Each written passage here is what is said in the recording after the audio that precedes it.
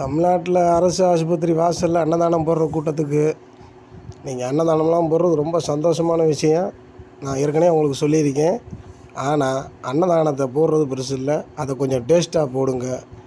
மக்கள் நீங்கள் கொடுக்குற இட்லி பார்சலை வாங்கிட்டு போய் ஆஸ்பத்திரிகளை வச்சு ஓப்பன் பண்ணி பார்த்தா அதில் சட்னியும் ஜலிச்சு போயிடுது, சாம்பாரும் ஜலிச்சு போயிடுது. ஒவ்வொரு இட்லியில் சட்னி சாம்பாரே இல்லை, வெறும் இட்லியை கொடுத்து போடுறீங்க. இதெல்லாம் பாவம்.